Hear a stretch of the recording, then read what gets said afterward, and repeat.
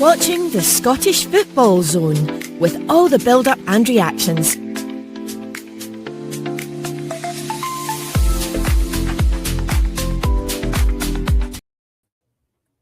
And here you go again. That's that time of the week again, where another week's over and we look forward to football. And it's a busy weekend of football, actually, in the Scottish Cup.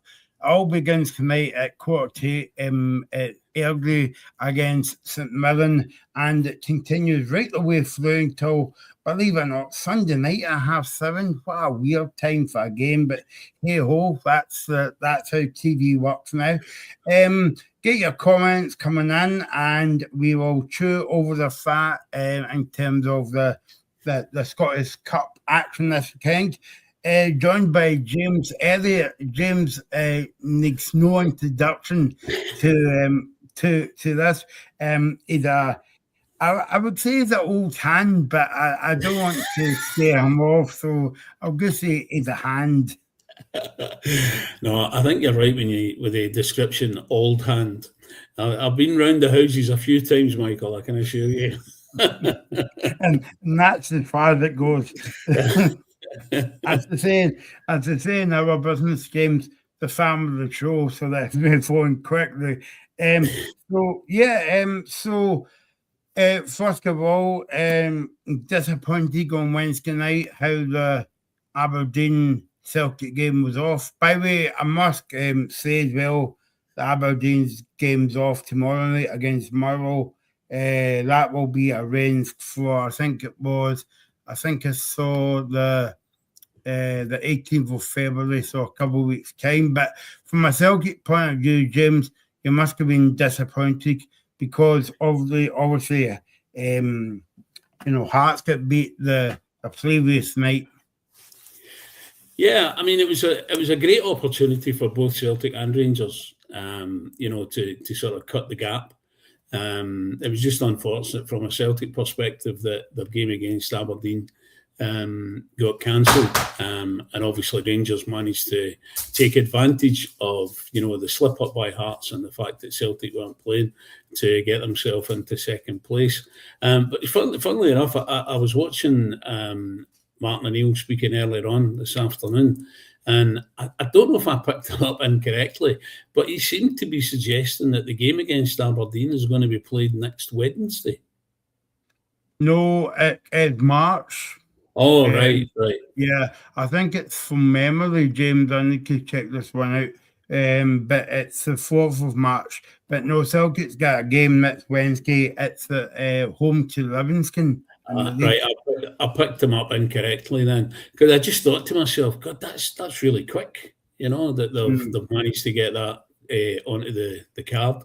But on the cancellation of the game, I felt sorry for the supporters, the travelling supporters. And to be honest, any team supporters that, there's a late call-off because of weather conditions or whatever, I do genuinely have sympathy for. And I just don't understand how there can't be a better way of reaching that decision, say, 24 hours before, like they have done for the game tomorrow against Motherwell. I mean, obviously you can't leave it up to the club to make that call themselves, because the chances are they might think, oh no, that pitch is playable and we want to get this game on, when in actual fact it's not. But surely there must be some way that the SFA or the SPFL can have some sort of independent person, not necessarily a referee or linesman, but somebody independent, to go and have a wee look at a ground and then say 24 hours beforehand, nah, we're not going to get this game on. Yeah, I mean, I remember a few weeks ago, well, more than a few weeks ago now, James, was it early December? Queen's Park in Ross County get called off with 10 minutes to go, and all the Ross County fans were booing, because, I mean, too rightly so, because obviously the game would get called off that night. Ross County fans would still not be getting up the road until, 1 o'clock in the morning or whatever, for a game it's off. Yeah, and that's, you have to factor in as well the fact that at that particular time there was really severe snowy conditions up in that part of the country as well. So Yeah. all it would have taken would be for the snow to come down heavy again, and it would have made that journey back up for the county fans even longer. So it's to be perfectly honest, if I had my way, I would play football in the summer. Yeah. Well, I mean, we're not guaranteed to get great weather every summer here in Scotland, obviously, but the weather chances of being better in the summer, are way improved than playing it in the winter time. Yeah, no, exactly. We'll go on to the Celtic game in a bit, James, as well. But I suppose we need to start tonight. Early against Millen, quarter kickoff under the lights, and I suppose I don't know. We've had a conversation about this on air, maybe certainly off air, but a lot of people doesn't like plastic parks and all the rest of it, and I don't think football should be played in plastic parks. But if you were watching the game tonight, you would be mistaken, because the Airdrie is one of the better surfaces, if you know what I mean, in terms of AstroTurf. Is it? To be honest, I haven't seen. I know they got it changed a few years ago, but I haven't seen, what it looks like. But I'm with you. I mean, for me, football should only be played on proper grass. I mean, after all, that's how it started, and for me anyway, I think it looks much better that way. But do you know what? If you can get an artificial surface where you can get as close to the ball reacting as it would under normal grass conditions, then I don't see an issue with it. But unfortunately, we're not at that stage yet. No, it's all about money as well, James, and stuff. I mean, I remember a few years ago when artificial parks was a thing on Scottish football, and I'm sure Hamilton and Dunfermline, did they not used to hire the park out to local groups just to get money? It's certainly another possibility, a way of getting a bit of revenue into the club, especially clubs that can't rely on the numbers of supporters coming through the gates.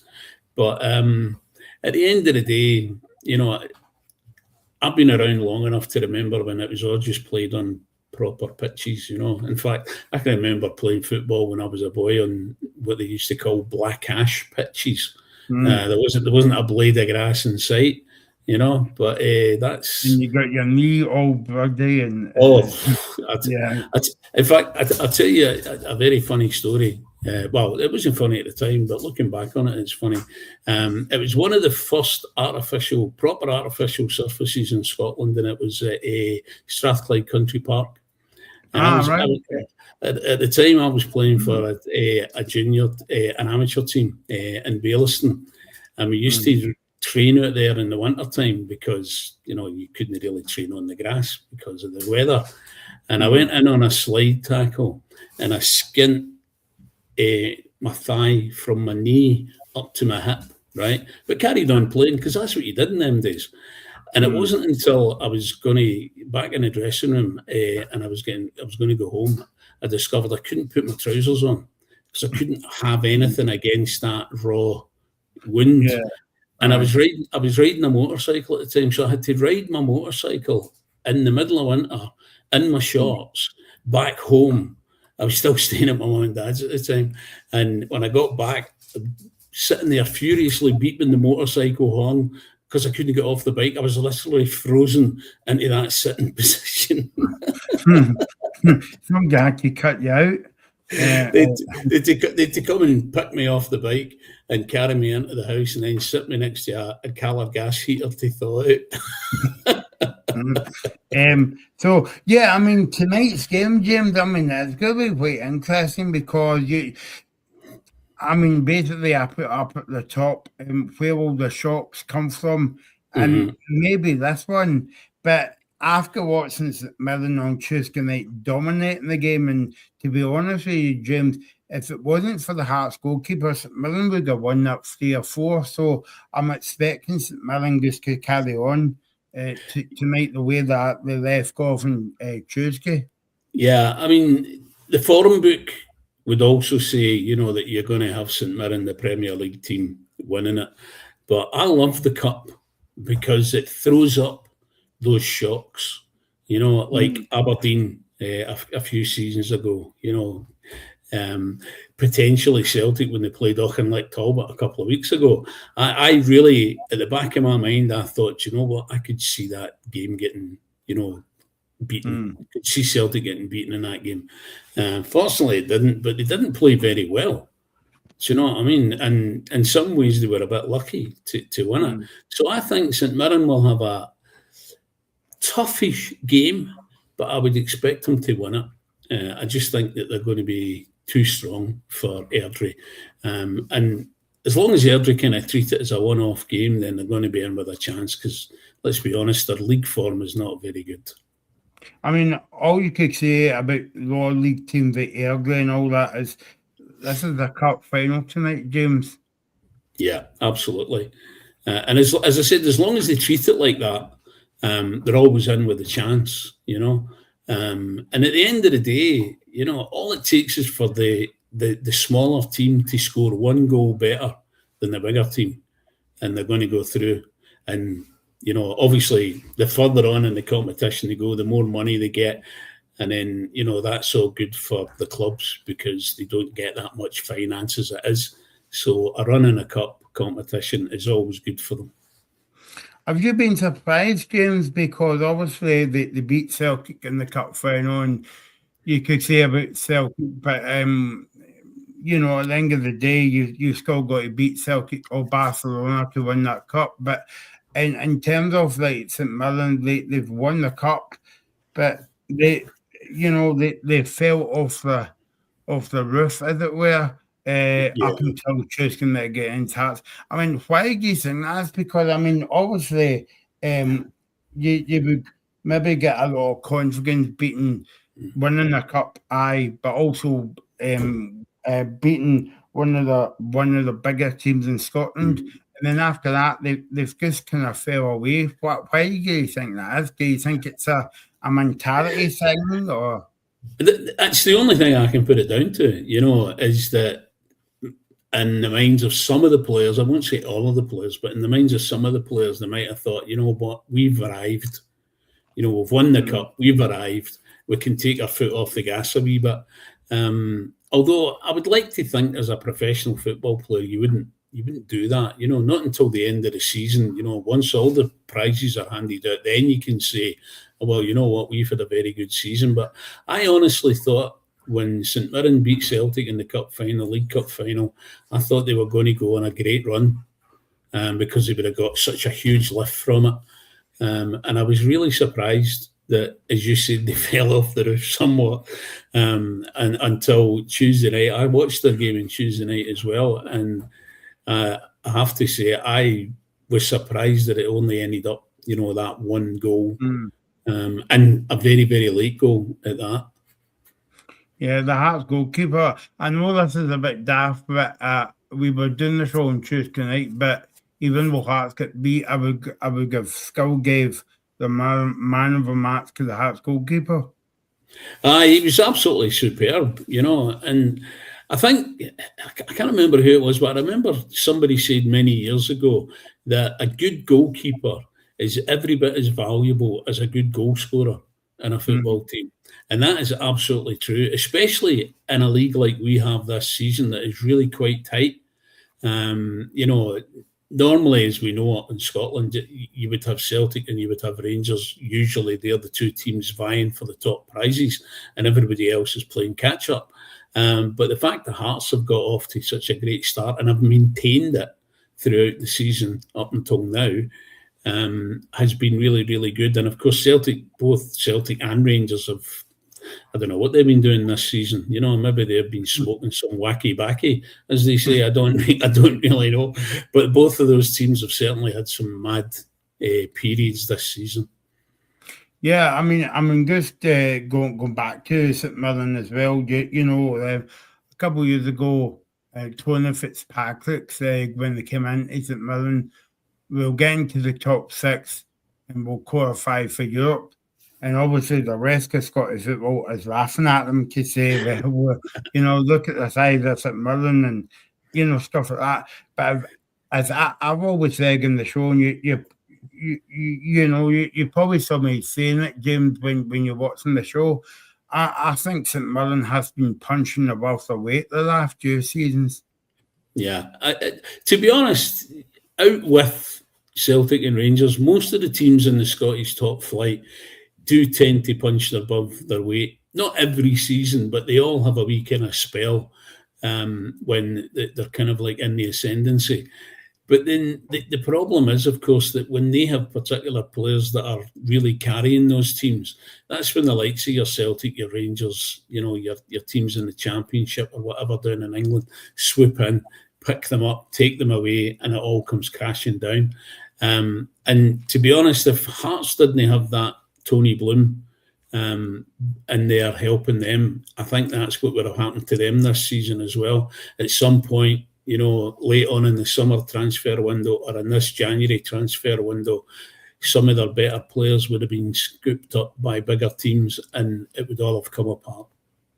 Do you think as well the game plan that Airdrie will have is to frustrate St Mirren tonight, but also as I keep saying when we do these European shows when Celtic and Rangers work one Europe, is that you've got to keep this game in schedules in terms of Airdrie, the first 15 minutes, half an hour, get to half time 0-0, and then second half come out and have a go.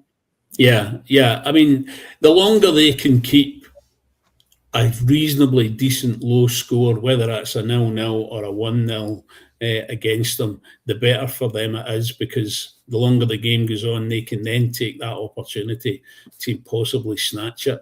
In an ideal scenario, what Airdrie want is to get to the 89th minute and it being 0-0, and then them going up the park and scoring a goal, and then not too much added time, and they manage to keep a clean sheet and they go through.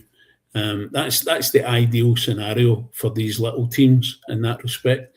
But if St Mirren come out and get a couple of quick goals, the game's over.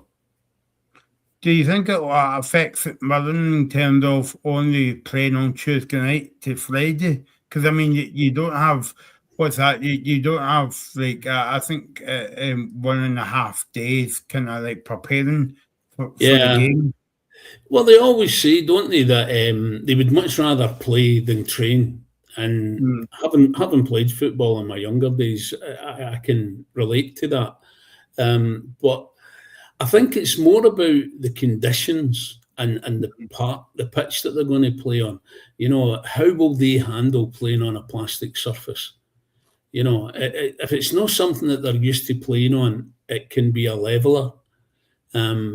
But that's why, actually, I never understand the likes of your Celtics or your Rangers complaining about plastic pitches, because at their training centres, they've got plastic pitches. So if they know they're going to play a game on a plastic pitch, they should spend the period leading up to that game playing on that plastic pitch. Yeah, it might not be as good a quality as the one that they have, but it's still a plastic pitch. You play and you train to the conditions that you're going to actually do a game in my opinion, anyway. So it's time to put your neck on the line, James, and give us a prediction for the game tonight. To be honest, I think it will be 3 or 4-0 to St Mirren. Yeah. I would go along the same lines as you. I would say 3-0 to St Mirren. Yeah, as I said, don't get me wrong, I would love for Airdrie to, get it right up to the death almost, and even just lose it by 1-0, but to kind of give St Mirren a bit of a fright for near enough 90-odd minutes. But as I said, I think St Mirren will come out of the traps really quick. If they get a couple of quick goals, that's it. Game over. It makes it better as well, James, because obviously it will go to a finish tonight. Whereas back in the day, you would have to go out on a cold Wednesday night to, Airdrie to see the replay. And I don't know about you, but it loses that kind of sexiness about the cup games, because when you're, I remember a few games like, say I was like Ayr United against, Dundee United, and it was a good game, finished one each, but they had to play a week on Wednesday, and it loses that kind of the sexy side if that's so much to the cup game, and it makes it more exciting than to play it at a finish. That's why I'm a bit surprised how the FA Cup has still get replaced. Yeah, I mean, to be honest, it should be a one-off game. I can kind of understand having, like in the English, the EFL trophy, they have 2-legged semi-finals, and I can understand that to a certain extent, but really it should be played as a one-off game, and winner takes all. Because I don't know if you watched the Man City Newcastle game the other night, the second leg of their semi-final, and to be perfectly honest, I felt sorry for Newcastle. And it's not very often you're going to say that, because they're a bloody good side, Newcastle, do you know what I mean? But I felt sorry for them, because they just didn't look as if they had the freshness to play out that game. Obviously, it's a hefty season, and there's that many games that they play nowadays. Do you know what I mean? Especially if they're in the European competition, whether that's the Champions League, the Europa League, the Conference League, whatever it might be. There's all these extra games that they have to play. And then there was that nonsense in the summer of the Club World Championship. What a load of nonsense. Yeah.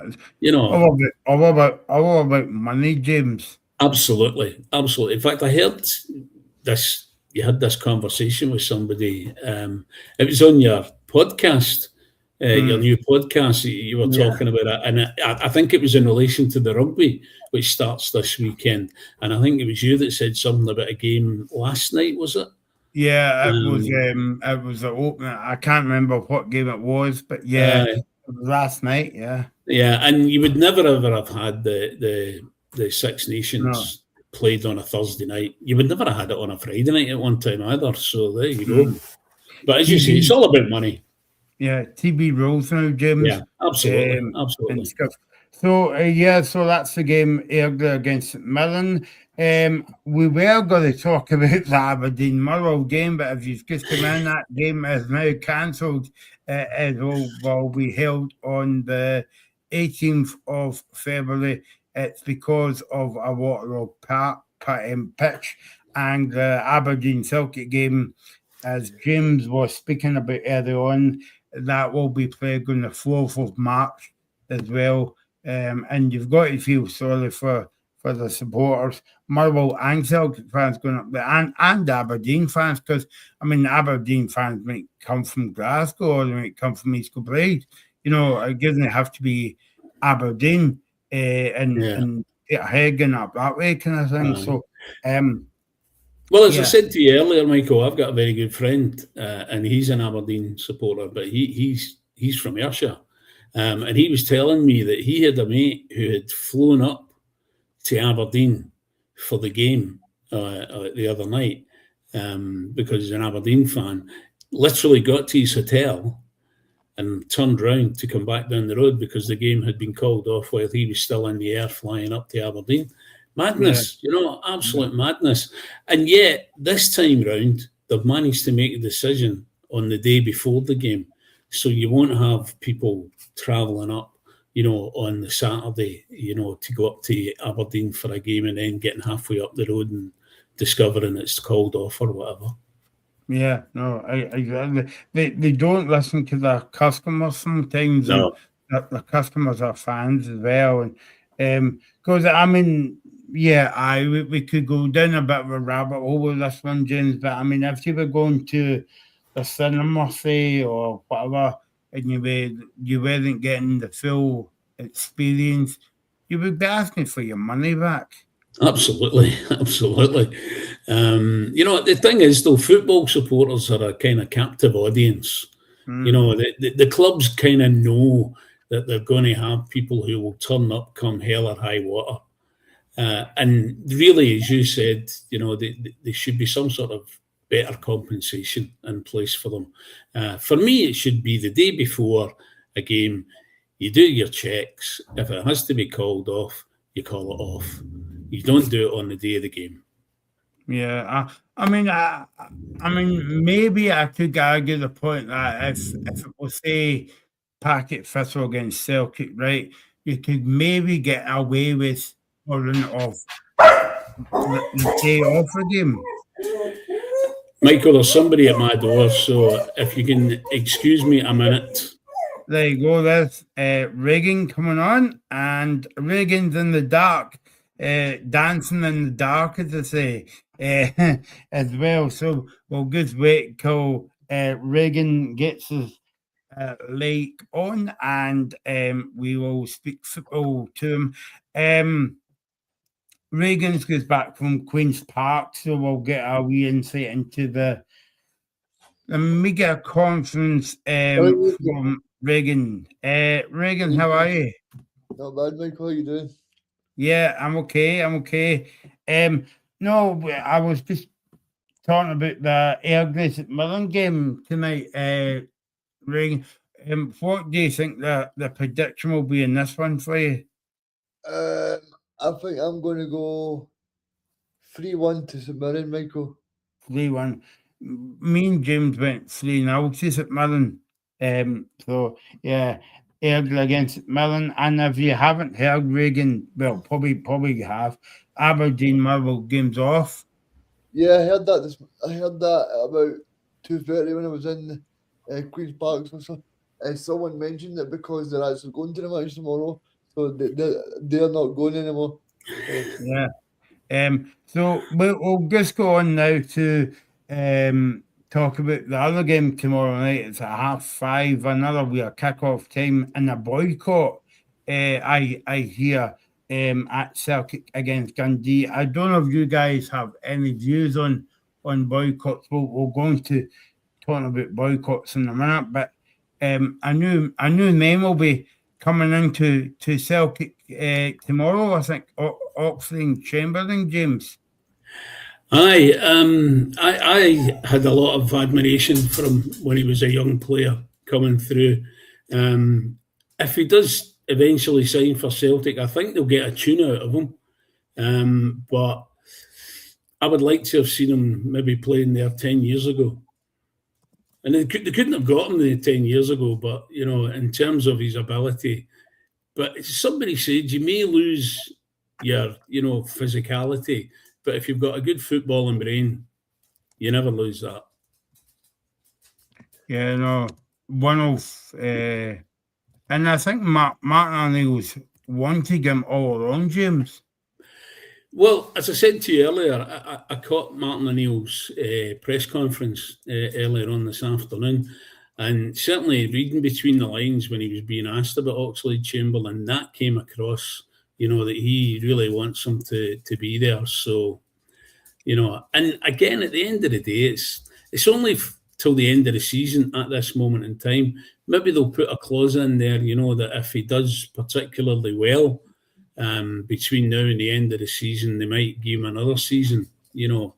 But I believe he's not going to make it for the European squad because I think that had to be finalised by yesterday, if my memory serves me right. Yeah, no, exactly. So we haven't spoke for ages. Obviously, you were on the show a few weeks ago when the window was still open. What do you think of the transfer window, James? If I look at it in its entirety, nowhere near good enough. You know, bringing in loan players, I don't necessarily have anything against players coming in on loan, but I've always held the view that if a player's good enough and the club are really keen on them, they should pay the money to get them in and get them in full time. But I can understand the way that Celtic operate, the way that Celtic have always operated. They never seem to decide, you know, right, we're going to go for this player and this player, and they go out there and they get them. Other clubs seem to be able to say, right, we're going to go for X, and they bring X in. But Celtic always kind of seem to hang back, and then you have the supporters getting really annoyed about it. And, it's just, I see, to be honest, I don't pay any attention to the transfer windows anymore, because you just sit there and if you followed up on every lead, on every player that got mentioned, your head would burst. So I just leave it until the club says, right, we're bringing in X, and he's on a 3-year contract, or he's a loan player, whatever it is, and then that's it. Move on. Yeah, I mean, every window, especially this window, James, as well. Like, you hear rumours and all that, but you didn't hear any rumours this window. Not really, no. The only one that I can really sort of put my finger on is the boy Mvuka, who, as I had seen it, he was going to be signing for $3.5 million on a contract. And then the next thing, and I think it was Regan actually that pointed it out to me, that there had been some sort of issue at the boy's medical, but he was now coming in as a loan player for the remainder of the season. But I understand that they have an option to buy all of the. I don't know so much about Araujo, but I know Vanchara, Adama, and Mvuka, they have options to buy them at the end of the loan period. I didn't understand that one, James. Like, which one? He failed his medical, and then he's here, because you would think that if he failed his medical, it wouldn't be coming on loan either. Well, it puts me in mind of two players, right? John Hartson. One of them was John Hartson, and the other one was he played for Manchester City, a guy called Asa Hartford. He was also a great Scotland player, and Asa Hartford played with a hole in his heart. Never knew he had a hole in his heart, and I can't remember who it was that he was going to be transferred to, but it was picked up in his medical, and the transfer all fell apart. In John Hartson's case, he was having a medical with Rangers, and they balked because he had the knee problems and what have you, and they pulled away from that. And then I think it was maybe 6 months or a year later that he signed for Celtic. And John Hartson did say himself that he enjoyed scoring against Rangers purely because they knocked him back. What about the protest thing, James? Obviously, they've asked Martin O'Neill about it today, and he said that, because Brian Wilson's acting the chairman, and I think he brought a video onto TV this week to say that there's going to be a meeting between him and the supporters as well. I mean, it's weird to think, right, James, because Martin O'Neill's come back, right? It's a different type of supporter now in terms of the football. Obviously, Celtic took 80,000 to Seville years ago, and stuff, and then. And that, like that was the day before kind of like social media actually was a thing. Obviously, you had Bebo and MySpace kicking off, but you didn't have social media that as big as big today. But I mean, what do you think Martin O'Neill thinks about it now? Because obviously he was there at the AGM when the AGM get cancelled because there was a kind of the uproar as well. And then the latest one is a boycott tomorrow night, James. Now, I mean, I've got my own views on that, but I mean, where do you stand on that, James? Well, to be honest, for me personally, I don't think there should be anything like a boycott. For me, if you're a football supporter or a fan, however you want to describe yourself, you support that team through hell and high water. Don't care what happens upstairs in boardrooms. That's a completely separate issue. If you have to deal with that, you deal with that separately. but your focus has got to be on the team. You should be behind the team 100%. When I used to go and I had a season ticket for Celtic Park for many, many years, even when I still lived down south, I had the season ticket, but it stayed at my mum's. And if I wasn't using it, one of my cousins could get the use of it and stuff like that. But I never left a football match until the actual final whistle. Didn't matter how long the game lasted, I was there until the end. If Celtic were 10-0 ahead in a game, I was still there right to the bitter end. You know, and I used to get, not annoyed, but I got dismayed with people who would leave early. I understand for some people, in terms of, you know, transportation, it can be an issue. So I kind of understand that. But there was a guy who used to sit near me at Celtic Park, and he lived in the high flats at the back of the Jock Stein stand, and he always left 15 minutes before a game. Now, there's no need for him to leave 15 minutes before a game if he lives across the road. You know? Yeah. I just don't understand it. But I don't think they should boycott the games. To be honest, I don't really understand all the ins and outs of the dispute.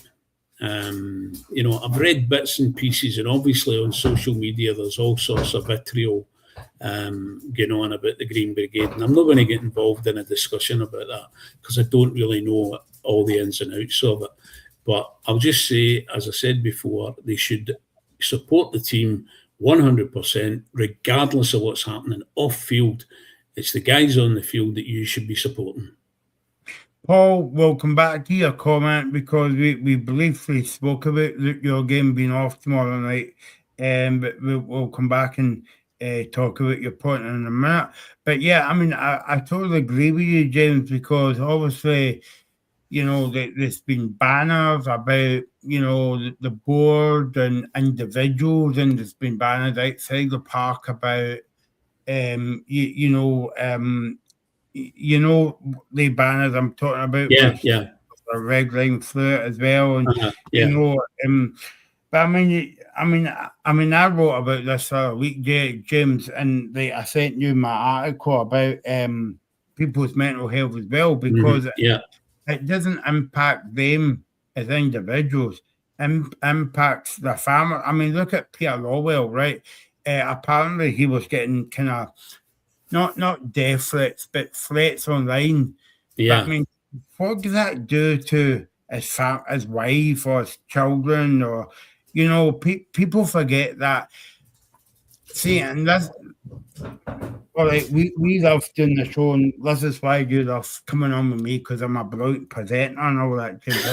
But people forget that it's a game. It's only a game of football. Yeah. But people take that over the white line sometimes. The thing is, ironically enough, it is social media that's part of the problem, because you can sit there behind the anonymity of your computer screen and you can type anything you like about anybody, more or less without any fear of any reprisals against you. And you don't have to think about, you know, if I attack person A, the effect it might have on his son or his daughter or his wife or whatever. You know, it's just, and I know I'm probably going to upset some people when I say this, right? But I've got to say it. There are a certain section of Celtic supporters who have grown up with nothing but success. They don't know the times when the team wasn't being successful, and therefore they feel entitled. And I'm using the word entitled advisedly, that they should always be winning. But you know what? You can't win all the time. I think that's the word I would say, James, kind of like entitlement as well. I mean, if you go back to obviously we weren't about then, but let's say that the 50s, like Celtic wasn't winning anything. But there was nobody saying, we need to buy players, and if we don't buy players, we'll hold up a banner at the football, maybe out of a macaroon bar at the time or whatever. But you know things like that, and that's why football has changed, but football's still got the kind of like ugly side to it as well. Mm. In terms of like comparing that to rugby, totally different. Yeah. I mean, for a scatter fans sit together. Yeah, I mean, well, rugby's always kind of been referred to as a gentleman's sport, but it's not really, you know. It's quite a brutal sport at times. But no, I get the idea of why they call it a gentleman's sport, because they do kind of mix together. They can go to the, you know, Murrayfield or whatever, and they can have a beer and they can sit watching the game having a beer and all that kind of stuff. And if you go to Europe, you know, you go to stadiums, whether you're following Celtic or Rangers or whoever, you know, and you can sit there watching the game and you can have a glass, well, not a glass, it's a plastic cup thing, but you know, you can sit and have a beer while you're watching the game. You know, it's really quite civilized in that respect. But of course, the hooliganism element from the 70s onwards is really the thing that, you know, kind of put the kibosh and all that. And now they're starting to talk about possibly reintroducing it. I think I've seen somewhere recently that they're thinking about maybe doing it at Scotland games. And they did a wee experiment, didn't they, at some of the championship grounds. Yeah. If my memory serves me right, they did it at Partick Thistle for a while. Yeah. I think St Mirren actually done it as well, James. Did they? Early on this season now. So, I mean, I think it's a good idea, you know, because let's be honest, if you go to a corporate event, you know, one of the big clubs, you know, and you're going there for your lunch and all that, you get drinks at half time and all that kind of stuff. But, you know, I suppose that is different from the general herd, shall we say, for want of a better word. Yeah, sorry. No, it's just that I suppose in some ways there are some people who just, you cannot allow them to drink because they can't handle a drink, and when they do get too much, they just become violent. So that's the negative part of today's support. Let's speak about the positive. I think Celtic against Dundee, 5:30 kickoff on a Saturday night. Another crazy time, but hey, that's what we're used to now. What do you think of this game? Because obviously, I think Martin was a bit annoyed in terms of how the game was called off at the last minute on Wednesday night. And I think he was more annoyed about the fans going all the way up there. I mean, Paul Donaldson was making the point. Paul comes from Glasgow and he's an Aberdeen fan. So I would imagine Paul would be going up to Aberdeen tomorrow night. But what do you make of the game tomorrow night, James? Because Dundee has actually, the Stephen Press has got them playing well, but it's kind of been a kind of up and down season. Yeah, it's one of those games whereby if everything worked the way that it should work, Celtic should breeze through it. But Dundee have been a bit of a bogey team to Celtic for a few years now. Not so much at Celtic Park, but certainly up at Dens Park, they've caused a few problems. I think it'll be a good game. I don't think Dundee will come out and they'll sit back. I don't expect them to come and have a go at Celtic like Falkirk did the other week. I really don't see them doing that. But I think it will be a more open game than, a Dundee playing with 11 men behind the ball and hoping, that they might get a breakaway and score a goal and prevent Celtic from scoring more than them. I think it'll be a bit more open than that. Do you think Martin will make any changes tomorrow to the team? Well, that's the $1 million question, isn't it? Will he use any of the new guys? And by new guys, I'm talking about the fellas that came in at the end of the transfer window there. I'm not talking about, the two boys that were already there. I think he will make changes. I don't know if he'll start with many of them. I think Araujo and Vanchara possibly could start the game. But as the other three boys, they might come on at some point during the game. But I don't think he'll start all of those new players to begin with. I know I was saying to you about Aberdeen and Celtic being off Wednesday, but maybe one plus Martin O'Neill could have took from that game was it gives the players more time to bed in, because obviously games like they come in, and what was it, Monday night, and like they only had like one training session, and then on the bus to Aberdeen. Yeah, I mean, obviously from the players' perspective, it did them a favour. But as the team as a whole, I think it would have been better to have played on Wednesday, especially if they won, because then they would be carrying forward that confidence, of a couple of victories back to back and then going in to play the cup game. But it is what it is. So you've got to play what's in front of you, as the saying goes. But I think Celtic will win the game quite comfortably. But I think Dundee will not be a team that will sit back and try and frustrate. I think they'll try and play a little bit. But I think Celtic will probably win it at 3-0. I think this, if it was at Dens Park, James, I think we would be having a totally different conversation. But because it's Parkhead and because it's a bigger park and a wider park and all the rest of it, whereas Dundee, it's the total, I don't know if you've ever been there, but it's the total opposite. It's very tight, it's very kind of, the playing surface is not very good sometimes. And I don't know about you, but that kind of goes in the favour of kind of Dundee teams like that. I think any team who's playing at home should always be favourite, unless they're having such a horrendous season that, they're getting beat every week. But any team who's playing at home should always be favourite to win a game, in my opinion, because they're going to have the bulk of the support backing them. Mind you, that might not happen if this boycott thing goes ahead, but I don't think it will personally. But I think if you're a home team, you should always be the favourite to win the game. If you're playing away, it becomes a little bit more difficult.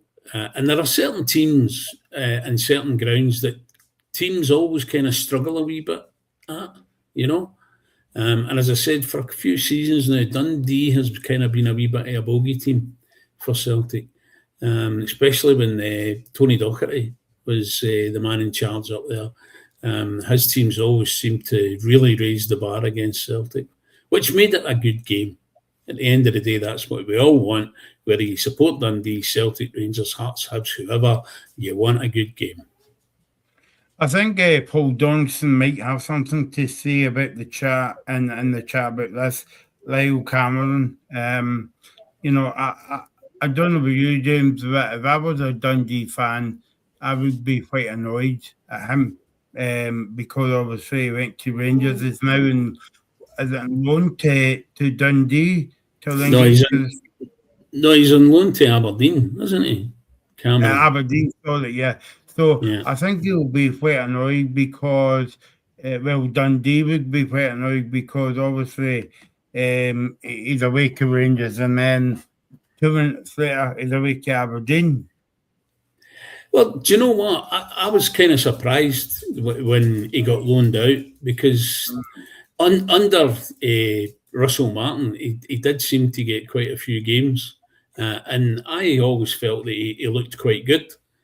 But then the new man comes in and for whatever reason, maybe doesn't like him, doesn't like the style of play or whatever, he finds himself down the pecking order. He might have been better going back to Dundee if that might have been an option, but he might not have fancied going back to Dundee so quickly. He might have felt to himself that might look like I'm admitting fail here. Yeah, I agree with you.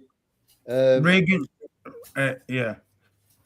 No, I think he's a prime example of a player that actually goes to Celtic and Rangers and probably a little bit unlucky in terms of, I think that maybe in terms of the manager that was brought in terms of Russell Martin, because the kind of mayhem that was sort of going on at Rangers with taking Russell Martin out with the police escorts at Falkirk, the booing of the fans. I think if you were doing a Netflix documentary, I think you'd be pretty. I think if you're that player, you'd be thinking, I've entered Rangers at the completely wrong time. I think if he goes to Rangers, like say under a Danny Rome now or under a Barry Ferguson, I think he probably gets more of a chance. But because Rangers, when Danny Rome went in, Rangers are 13 points behind. There's sort of no room for error, so there was no real time for him to get any chances, really. Yeah, and there's been lots of players, over the years who have moved to bigger clubs, for want of a better expression, and for whatever reason, it's not worked out for them. Just like there's a lot of young players who played in academies that never get the chance to play in the first teams, and then they end up going away, and then you have this whole argument about, all the best talent is going down to England, but they're not getting the opportunity because the bigger teams who they're maybe in the academy of can afford to buy in players, and that pushes them further and further down. Regan, talk to me about the boycott. Obviously, me and James was talking about the so-called boycott. Where do you stand on that? And are you going to the game tomorrow? And will you be boycotting it? No, Michael, I'm going to be there. I'm going to be there. Just watch a good game of football, Michael. I think Celtic against Dundee should be a good match to go and watch. I'm not interested in boycotts, to be honest. I don't think boycotts is the way forward, because if you want to go and watch Scottish football, then there's no point boycotting the match. I think a good example that Celtic fans done at the AGM, where they showed the red card to the board and said basically spend money. I think that's a great example, but I don't think things like boycotting matches is good, because also it's not a good sign for the brand new players as well. I know that Celtic board are not spending money and stuff, and it is very frustrating because Celtic as a club should be moving forward. They should be progressing every year. I think that's been a frustration of Ange Postecoglou. Then it was a frustration of Brendan Rodgers there, and the end of his time, the very first time when he didn't get 2 or 3 players, and then obviously it was a frustration because Brendan Rodgers was then left with not very many players after the transfer window, and then Celtic go on and sell Shun Yamada, Thiago Holm, and also Anamura, he went back to Asia as well. So I think it just shows you that the policy from Celtic in terms of their scouting is not very good. I think even Martin O'Neill mentioned it the other day that when he was brought into Celtic, he wasn't really fully behind the board in terms of the recruitment. Well, I thought it was interesting that Martin did say a few days ago that he felt that Paul Tidsdale recruitment was completely wrong.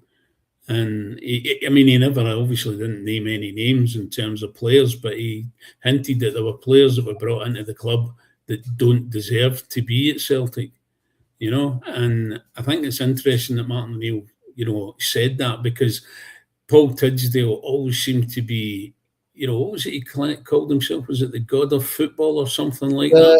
No, yeah. the football doctor.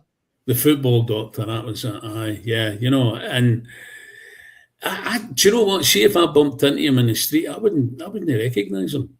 No, I really wouldn't. Because he's got that. He wears a top hat. For anyone that doesn't know, he wears a top hat in his daily life. So, I think it's pretty hard to recognise. But I think. Yeah, it's quite interesting, James. And it just goes to show Paul Tiskill is a brilliant man, is a brilliant guy, and he knows about football because he's not got a job yet. But never mind. Let's go into your prediction, guy, for the game. Are you going to Celtic and Dundee, and also boycotts? What do you think the score will be in this one, Reagan? Celtic 3, Dundee 0. You were listening to me earlier, Reagan, because that's what I predicted. I'll go for 4-0 then. 4-0. Okay, so I was going to go for 4-0, but Reagan stole my thunder. So I will go. Do I have 5? Maybe 5-0. There you go. Well, I was going to go 6-0. That was unfair. And stuff like that. So that's the game tomorrow night. Dundee against Celtic against Dundee at 5:30. I think Paul that will come back his comments. Me and James Mega spoke about this for about 15 minutes up at the top of the show. Reagan, what do you think of this one? Paul Donaldson, he says, frustrated to have another match postponed, but at least we have got 24 hours notice. It's time to start having conversations about moving the season to summer months in football. And James kind of said that as well earlier on. But where do you stand, Reagan? Because obviously the game on Wednesday night was called off at 3:30. Yeah, Michael, I mean, first of all, you're going to make me start greeting because you keep saying where do I stand. Anyway.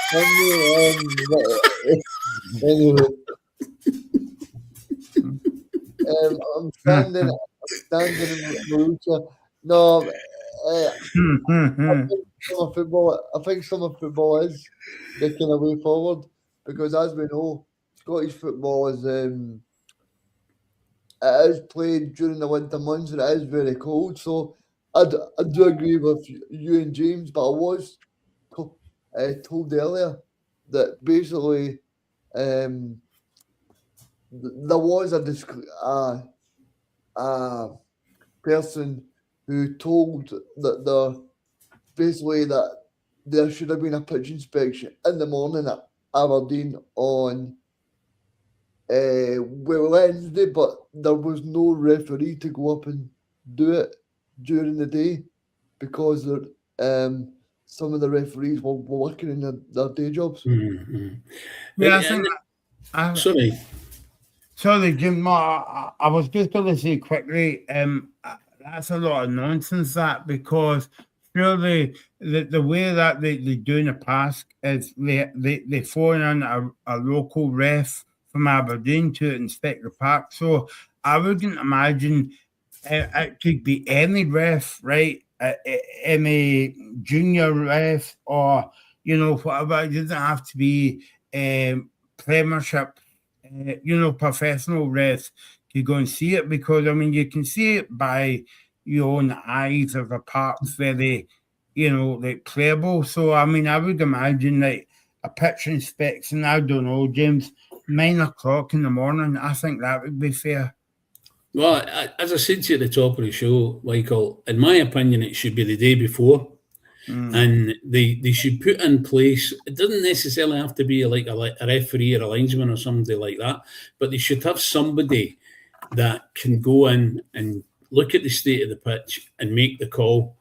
Yes, the weather might change in the 24 hours between a decision to play it and a decision to call it off. We're in Scotland, for goodness sake, so that's always a possibility. But if you can make a decision early enough, then it's the supporters ultimately that lose out. The supporters who are travelling up to Aberdeen or down from Aberdeen, or as we mentioned, guys from Ross County coming all the way down to Glasgow for a game and then it gets called off just prior to the game. It's not on, But football supporters they're a captive audience. And football doesn't really care that much about the supporters. Let's be honest about it. Okay, let's move on to the game on Sunday. Could get happen again, James? Could the Spiders play against the Rats on Sunday? I don't know. By the way, if you haven't heard that story, maybe I don't know, Reagan saw it on social media, but there was a rat coming out of one of the stands during the game on Sunday night, on Wednesday night against Kilmarnock. So I don't know. Rats can eat spiders. I'm not actually sure. I think you can. But I don't know. Do you think it will happen again, James, on Sunday? Well, do you know what? I had forgotten that it was only a year ago, more or less to the day, that it did happen the first time round.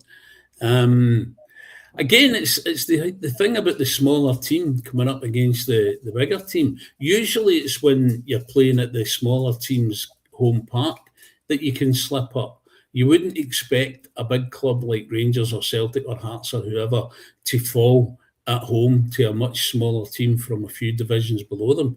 But last year, the Spiders showed that it could be done. I would like to think that they could do it because they are my local team now. And as much as I live literally about 10 minutes walk, 15 minutes walk. Give me a cup of tea, the back of free. Well, do you know what? I did mention this to you the last time you did an interview with somebody up there that you could have called in, but you didn't bother. So don't be trying to put it on me, Mr. Stevenson. You know what I mean? As Michael's fond of saying, stand up for yourself, boy. Yeah. I can't do that here. But no, I think Rangers will be a bit too strong for Queens the weekend, but because they're my local team, I'll be rooting for them. Before we go on to talk about the Ranger side of things, Reagan was up at Hampden Park, believe it or not, today, interviewing the Sean Clayton, and I think he's got a bit of the press conference. Yeah, so this is what he was saying before the game.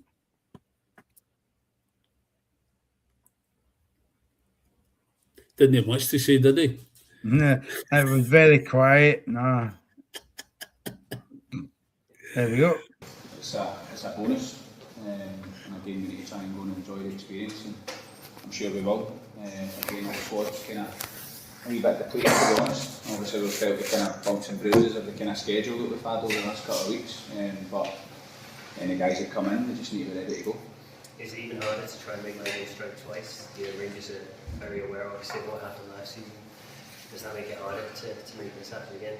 I think, to a point of view, listen, I'm not thinking about last year. This is a new year, a new Rangers team, a new Queen's Park team. The whole thing's new.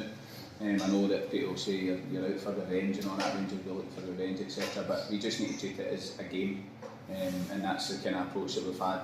Listen, it was a fairy tale last year, and if we can repeat that, then great. But if not, we need to make sure we don't have a good kind of experience, but also show that we're a good side as well. I was going to ask, does it help? You've got players that did win at Ibrox last year. Does that help them still? Yeah, again, I spoke to obviously the guys that were involved last year, and for their point of view, do you know what I mean? They seen it, they done it, they wore the t-shirt, so you can obviously, from their point of view, you can kind of feed off their experiences. So, and to be fair, they have been great in that sense, that you've got that wee bit of know-how for last year as well. And we've managed to get good work on the training pitch this week to, again, hopefully go and enjoy it, but also if we can go and get a result, it would be great. If you do well on Sunday, can that be a catalyst for the league? I think it definitely can. I mean, I spoke about Tuesday. I was disappointed with the result on Tuesday. The performance was okay, but we know ourselves that we need to improve. I think the biggest thing for me was the schedule probably caught up on us a wee bit in terms of probably guys having that wee bit of fatigue, etc. But we've managed to have an extra day this week because the game also being on Sunday, so that's a bonus. And they should all be looking forward to it, and I think the big thing for me is as well, players will naturally get an adrenaline from playing at Ibrox and getting the experience, so hopefully that will help them through it as well. I mean, you mentioned about the squad, are there a few that are touch and go, or do you know kind of now we're a couple of days out what you're going to be going with? We've got a couple kind of touch and go. Yeah, we obviously had a couple of bumps and bruises the other night there. I was kind of forced into a couple of changes the kind of early part of the second half, which wasn't ideal. They looked as if they might be okay.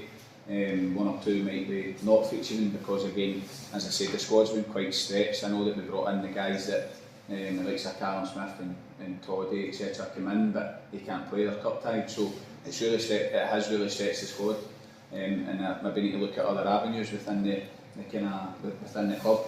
Again, looking at maybe some of the young kids as well. That's what we're all about, and that's what we'll have to do if that's the case. You looking forward to this as a manager? Because you went to Ibrox as a player, no? Yeah, again, I've said that to the players. I mean, I've played there a few times as a player. And it's a great experience. Again, I managed to I was on the kind of end of a hiding, but I also managed to take points at Ibrox as well as a player. And it's a really good feeling. But I think as a manager, it's a totally different one because the responsibility was on me that day.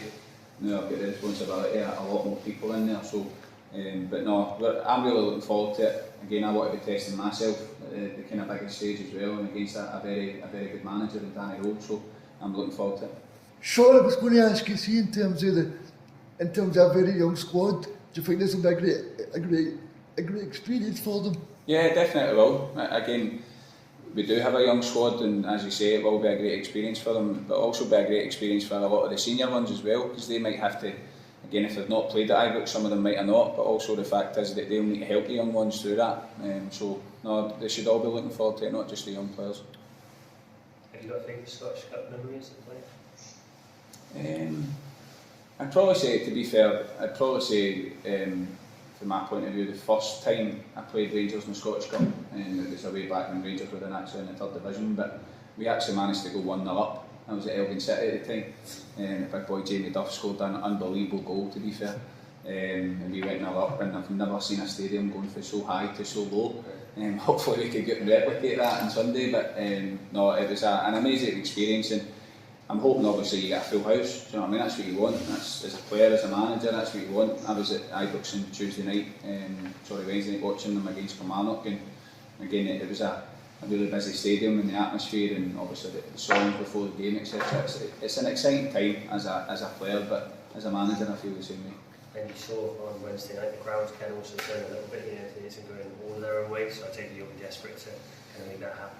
Yeah, I think as an away team going to any of these stadiums, you need to try and make it as uncomfortable as you can. I think, from your point of view, I watched them the other night there. Kilmarnock were actually very good in the game. They get a man sent off after 3 minutes, and obviously Jim and I were thinking, we've turned up 3 minutes later, they get a man sent off. But we managed to see some really good work for Kilmarnock, but also for Rangers as well. Do you know what I mean? They've got a really big squad. We've seen some of the new players, etc., which you might find that they'll feature on Sunday. So it was a good kind of homework for us to go and watch it. And as you say, the atmosphere did change, to be fair.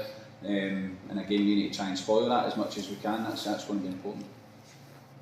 Sean, I just wanted to ask you, obviously some of the players that were involved this time last year, they've got that experience. Do you think that helps the overall squad as well? Because they've got that experience of actually going to Ibrox and actually taking the match to Rangers as well? Yeah, I think, as I said earlier, I feed off that. I think all the players feed off that. The guys who obviously with that experience of last year. And listen, if we can get the same result as last year, it'd be a fairy tale, it'd be unbelievable. But we're under no illusion that, as I said, it's a total different dynamic now. We've got a new team. We've got again, Rangers have got a total new team, and let's be honest, Rangers haven't lost a game in a long time as well, so they've got that momentum.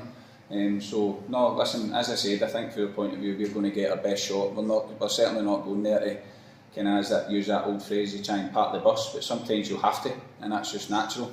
We want to have a goal. We want to make sure that we go and enjoy it, and I've said that to the players. There's no point going and not enjoying the experience.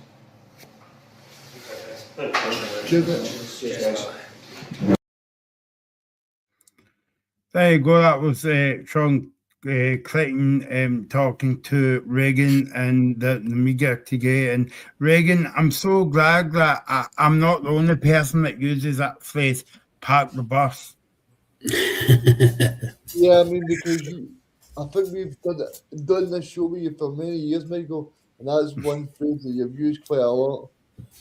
Yeah, no. I actually phoned them up and said, "Can you use that in the press conference?" But no, I mean you've got to be.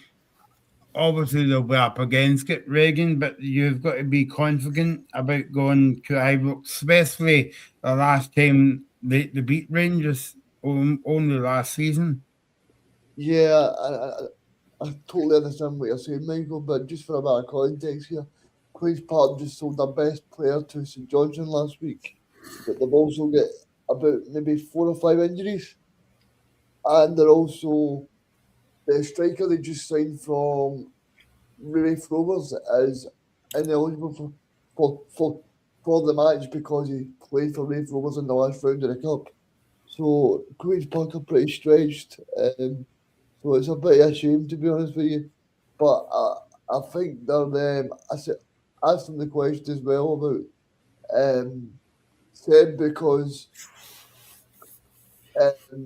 Seb actually scored in the match against Rangers. So I think in general, I think Queen's Park will go there and they'll try their best, Michael. But I think ultimately it's a different Rangers team from what it was last year. I mean, I was actually doing my research last night, and to actually look at that squad of Rangers players like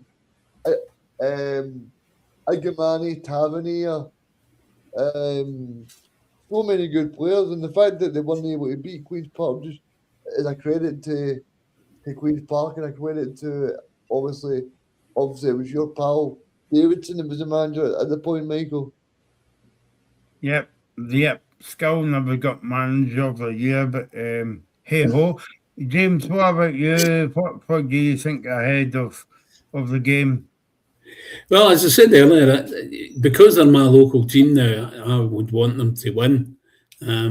I don't think it will happen, sadly, primarily because of some of the things that Reagan said there about, player going to St Johnstone.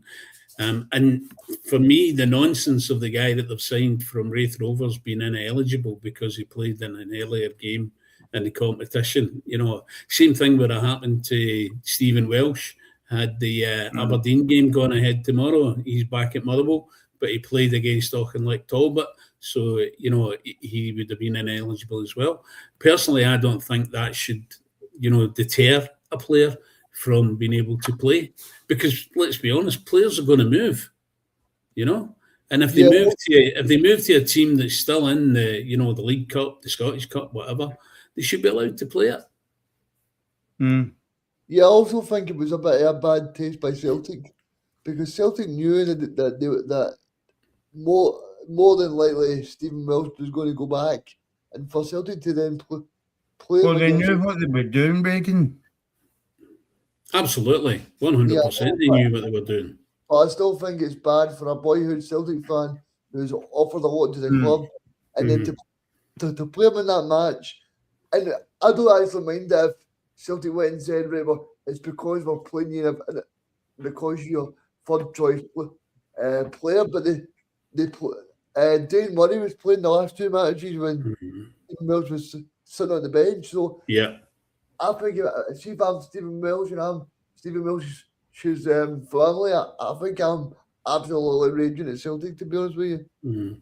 And I said to somebody else actually when it was said he was going back to Motherwell, I personally think he will probably sign for Motherwell permanently in the summer. Yeah, me as well. But to be honest with you, James, I actually think he's better than Dane Murray, because I've been watching him this season, and I just think he's a totally different player. He plays the ball from the back, and obviously me and Michael done an interview for the Scottish Football Zone a few weeks ago, and obviously Anthony Joseph said to us that Steve Clarke has personally told Stephen Welsh that if he plays well for Motherwell between now and the end of the season, then he'll be off to America with Scotland. Yeah, I mean, I've always liked Stephen Welsh. I know a lot of Celtic supporters, voiced doubts, to put it politely. But I've always felt that there was a player in there you know, but he was hampered a little bit because there were other players who were a bit better than him in front of him, you know, and he only got the odd, you know, 5 or 10 minutes here or there, or if somebody got injured. And he really needed to go and play football, you know, on a regular basis, week in, week out. And as you said, Regan, you can see he's benefiting from doing that with Motherwell. Yeah, I mean, I think that's why I was so surprised that Celtic brought him back and then proceeded to not play him, because surely because of what he's been shown at Motherwell, especially a few matches against obviously Rangers and against Hearts as well. He was brilliant in those games, and obviously he's now caught the eye of Steve Clark, who wants him to go to America as well. So. Yeah. And I mean, if you think about it from a personal perspective, if that was you, you know, in his position, you know, and your club loan you out somewhere and you're doing really, really well, they bring you back and then they sit you on the bench, you'd be thinking to yourself, what have I got to do? And if you want to listen to that interview again, just go over to the TikTok page. That's it there, Scottish Football Zone, and you can follow there and you can hear that interview again. Well, you can hear actually the press conference again that Regan was in today. What about Rangers? Regan, they're in a good run of form at the moment. Yeah, they're playing really well. I think it's a contrast to this time last year. I think ultimately that's why I see Rangers winning the match.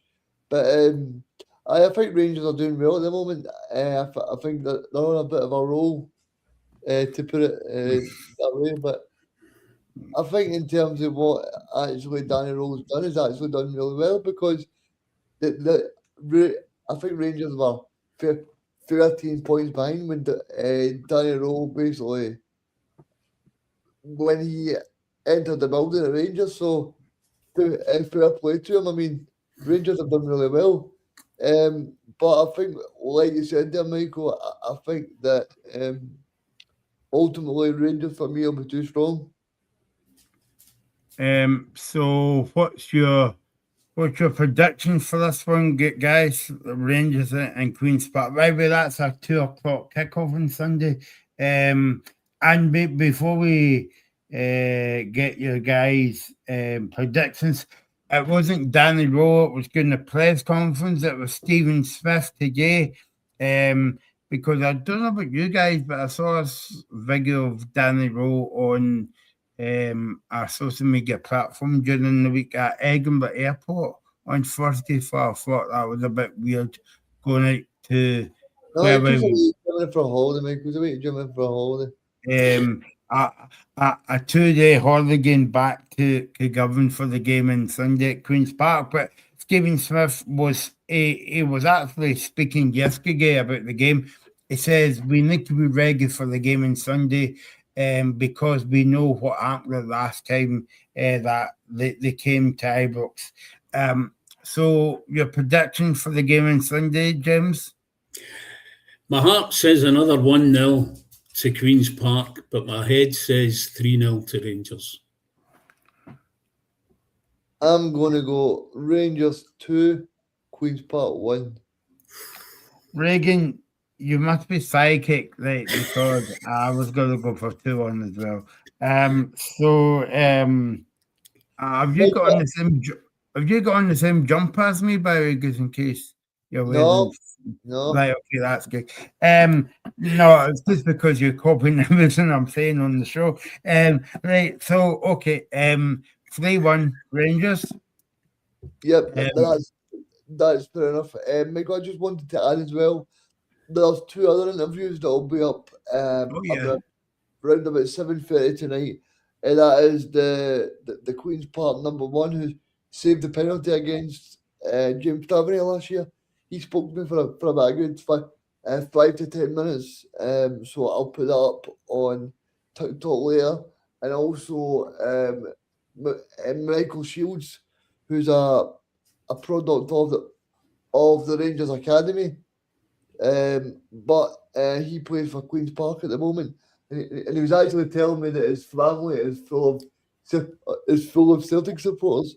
So they're all hoping that Queen's Park can do the job. And if you want to hear the interview in full, head along to that one, TikTok. And while you're there, while I'm on a nice mood tonight, you can subscribe to our YouTube channel. It gets the Scottish Football Zone. Go on, you know you want to. On a Friday night. So that's the game on Sunday, guys.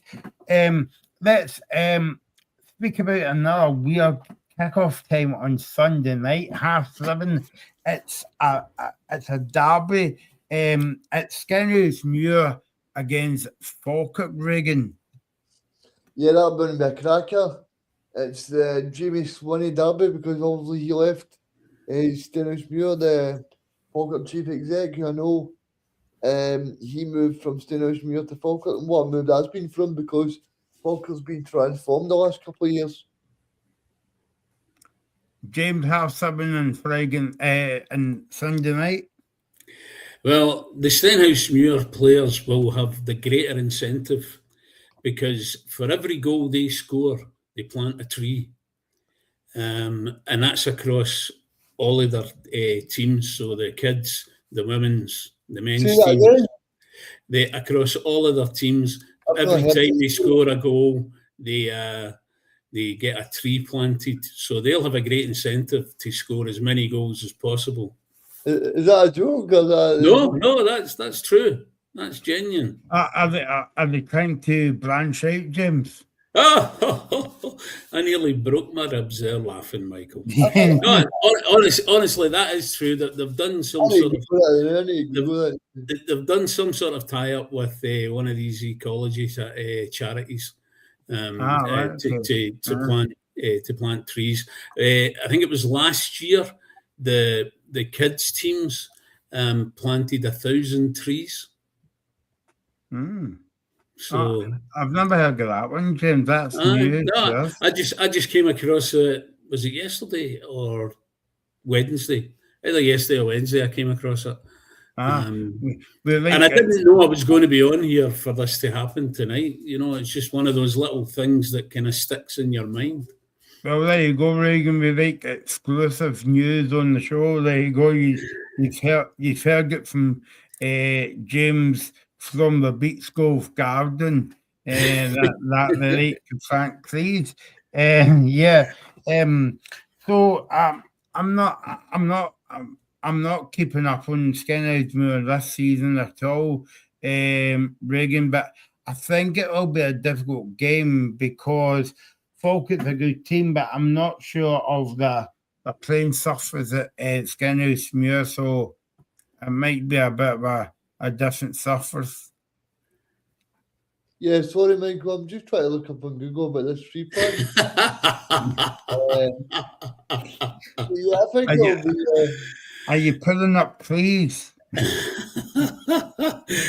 Don't believe anything you see on Google, by the way. Oh, don't believe anything James tells you about him. Oh, no. You have to believe everything I tell you because I never tell lies. Exactly, yes. I was just saying, Regan, I'm not so keeping up to date with the lower league team, so I don't know what to expect from, I think they call themselves Stenny. Stenny, yeah. Stenny, yeah. I think Stenny have been doing pretty well the last few years. They've obviously won the title last year. So I think they'll pose a thing to I think they'll pose a threat to Falkirk, but I think that ultimately I think Falkirk will end up winning the match, Michael. James, have you been you've been impressed with Falkirk this season? Obviously, you saw them at Parkhead on Sunday, but a couple of Wednesdays ago, I mean, I don't know why.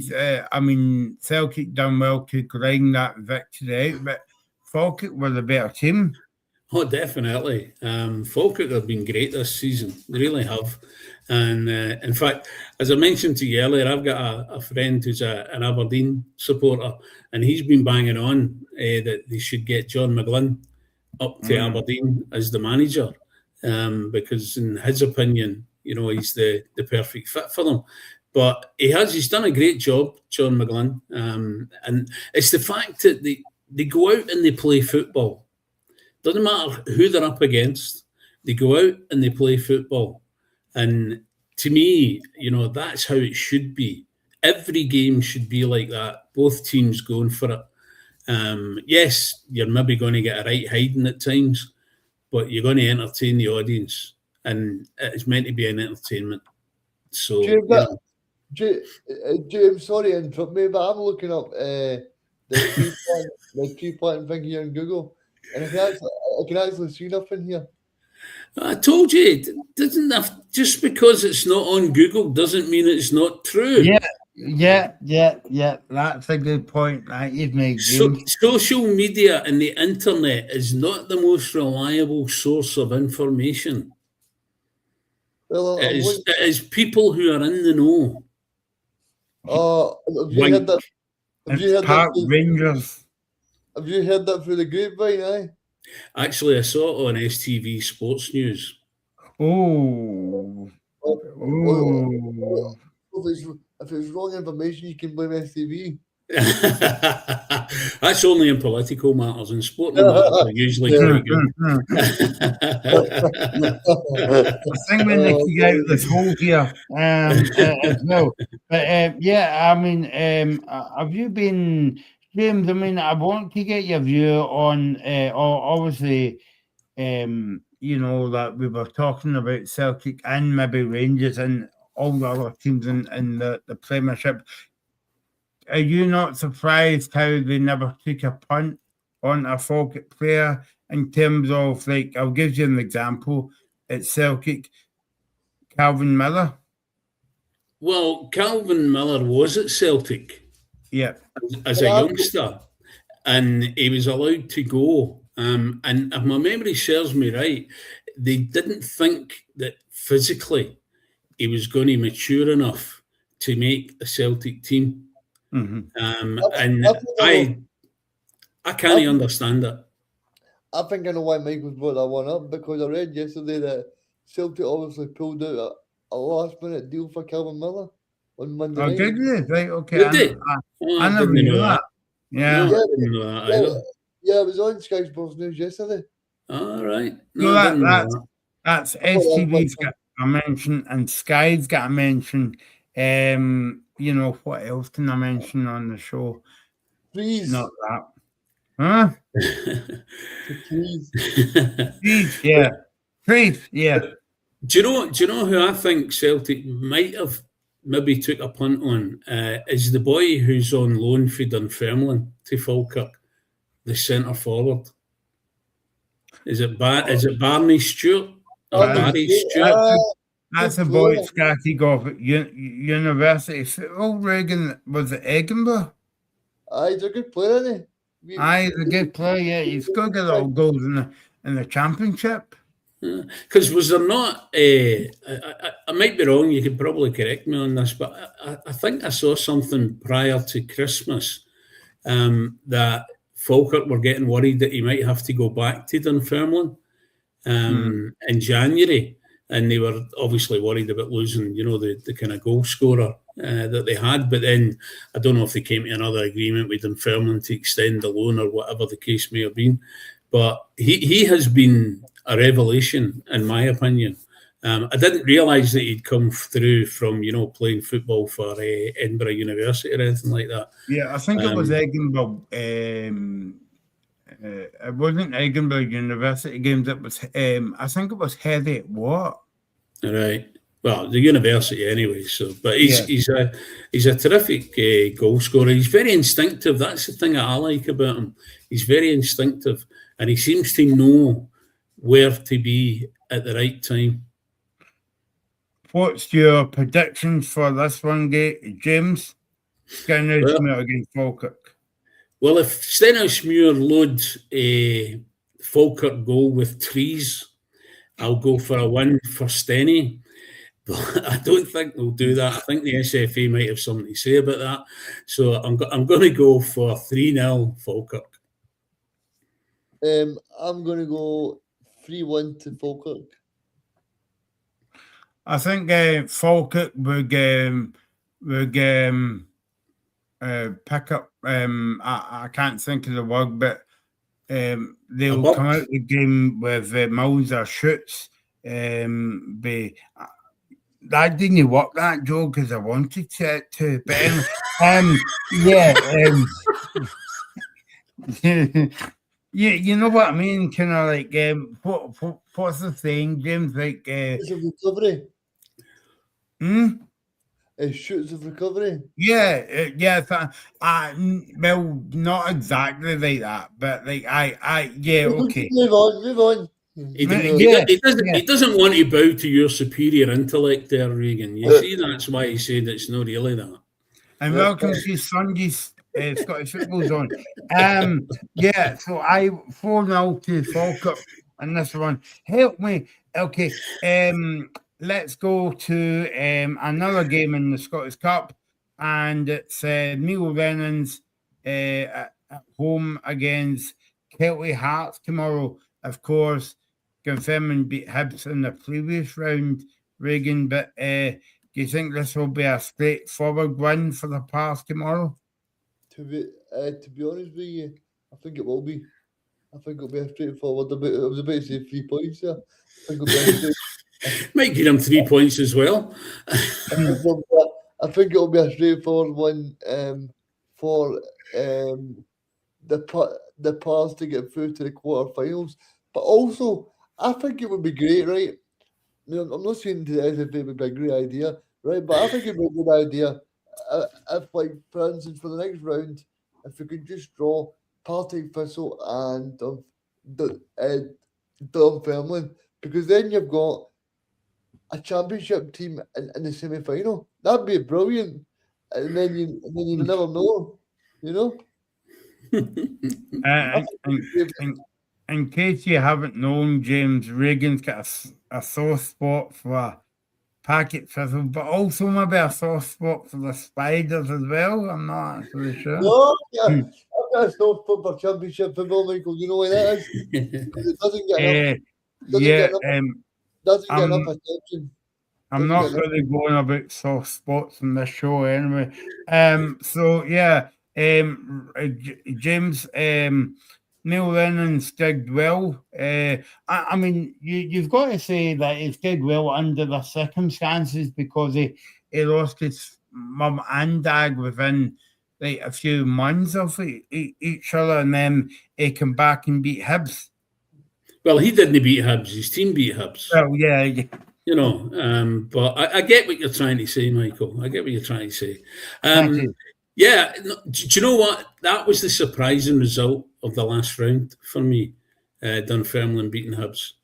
I honestly, I didn't actually have a football coupon on for that, but if I had been putting one on, I'd have put Hibs on as a banker to go through.